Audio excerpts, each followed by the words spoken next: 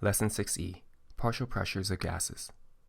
At the lungs, oxygen goes into the blood while carbon dioxide exits the blood. At the tissue, oxygen and carbon dioxide do the opposite. Oxygen leaves the blood and carbon dioxide enters the blood. We call this trading of gases gas exchange, where one gas moves from one space to another, from blood to tissue or vice versa. Today we will look at what makes gases move.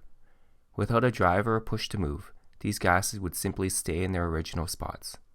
Gas molecules like oxygen, carbon dioxide, and nitrogen all exert a force on the surfaces of which they come into contact with.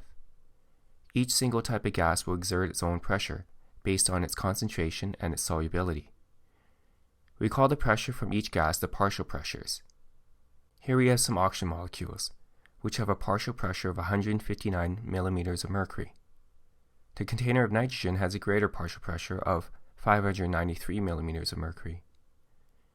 If we mix the two gases together, the pressure of the mixture will be the two pressures combined, 752 millimeters of mercury. We can simplify the idea of partial pressures and think of them as a push. In this situation, the blue gas exerts enough force to support 2 units of mass. It pushes to support 2 masses. The red gas exerts enough force to support 6 masses. In total, the two gases combined could therefore push with enough force to support 8 masses. The partial pressures of oxygen and carbon dioxide is super important to the movement of these gases in and out of blood. A scientific law named Henry's Law states that the amount of gas that will dissolve into a liquid that it comes into contact with is directly proportional to the partial pressures of the gas and the solubility of that gas. If you think of partial pressure as a push, then oxygen is pushed from the lungs to the blood at the alveoli. Because the partial pressure of oxygen at the lung is high, oxygen is pushed into the blood due to the partial pressures. Now some of you know that nitrogen is the most common atmospheric gas on Earth, at around 78% to oxygen's 21%.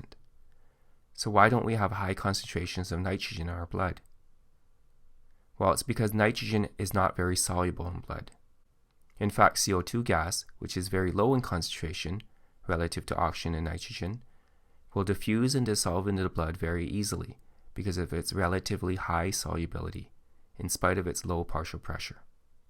Now let's look at the partial pressure of the gases at the lungs.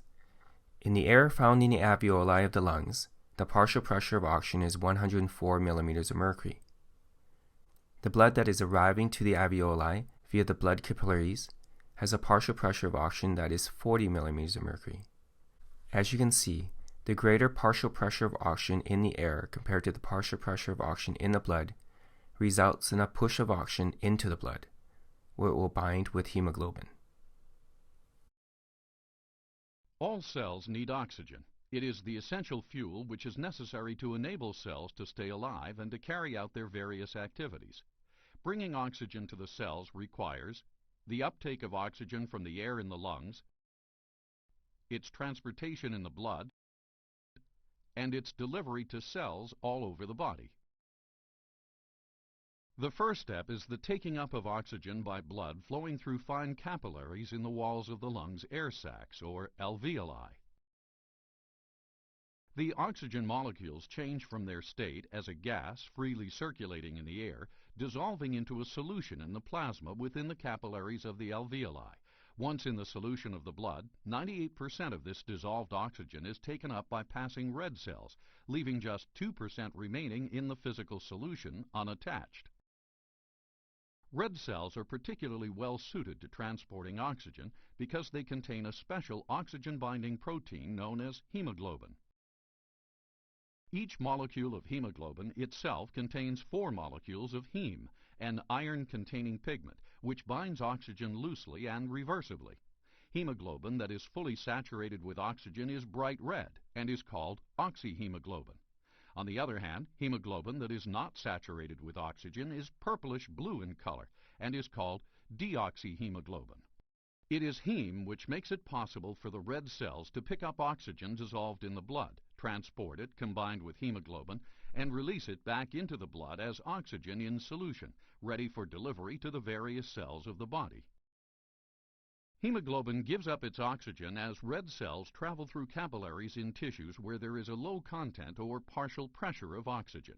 The partial pressure of oxygen represents the level of dissolved oxygen in plasma. As oxygen is released and again is carried in solution, the partial pressure of oxygen in the capillaries becomes greater than the partial pressure of oxygen in the surrounding tissues. This causes oxygen to move out of the capillaries into the tissues and to finally reach the cells.